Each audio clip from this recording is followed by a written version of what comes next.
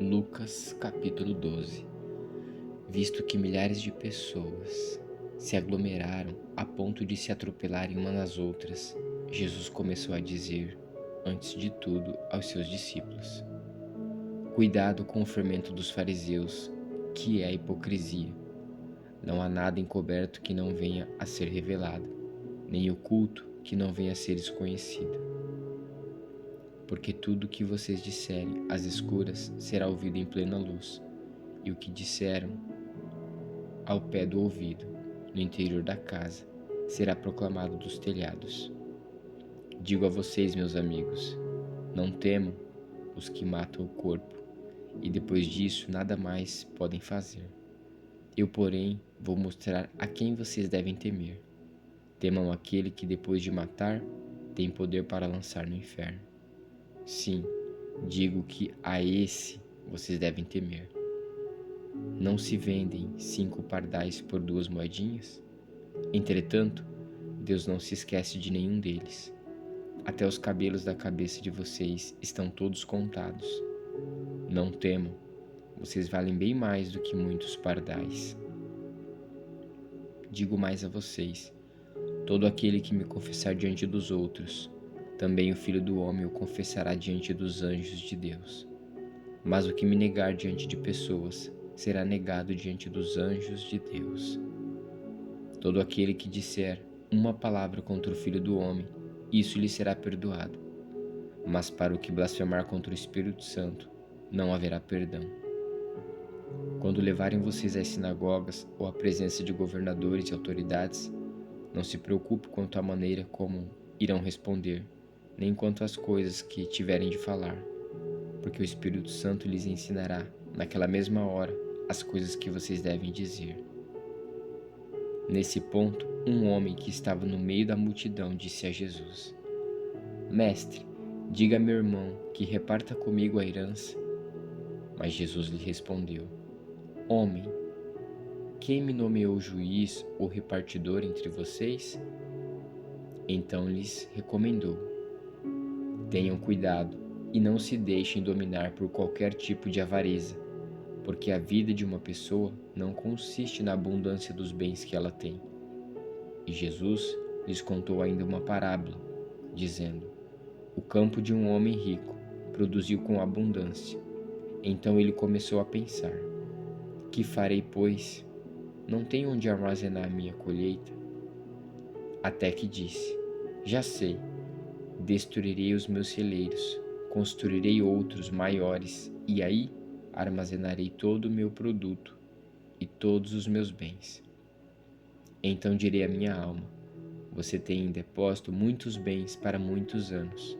Descanse, coma, beba e aproveite a vida. Mas Deus lhe disse: Louco, esta noite lhe pedirão a sua alma. E o que você tem preparado? Para quem será? Assim é o que ajunta tesouros para si mesmo, mas não é rico para com Deus. A seguir, Jesus se dirigiu aos seus discípulos, dizendo: Por isso digo a vocês, não se preocupem com a sua vida, quanto ao que irão comer, nem com o corpo, quanto ao que irão vestir, porque a vida é mais do que o alimento, e o corpo mais do que as roupas. Observem os corvos, que não semeiam, não colhem, não têm despensa nem celeiros. Contudo, Deus os sustenta. Vocês valem muito mais do que as aves.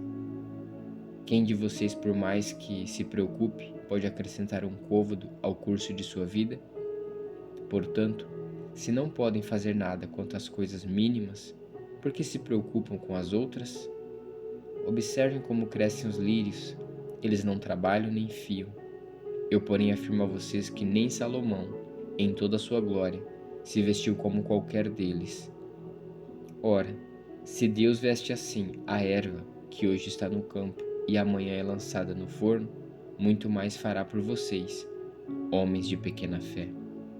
Portanto, não fiquem perguntando o que irão comer ou beber, e não fiquem preocupados com isso, porque os gentios de todo o mundo é que procuram estas coisas, mas o Pai de vocês sabe que vocês precisam delas.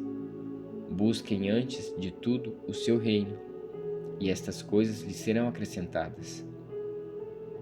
Não tenham medo, ó pequenino rebanho, porque o Pai de vocês se agradou em dar-lhes o seu reino. Vendam os seus bens e deem esmola.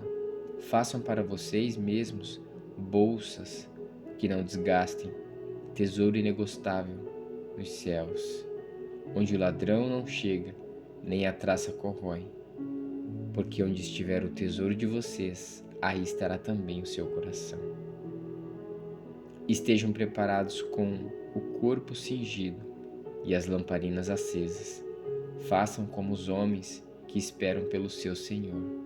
Ao voltar, ele dá festa de casamento, para que logo abram a porta, quando vier e bater.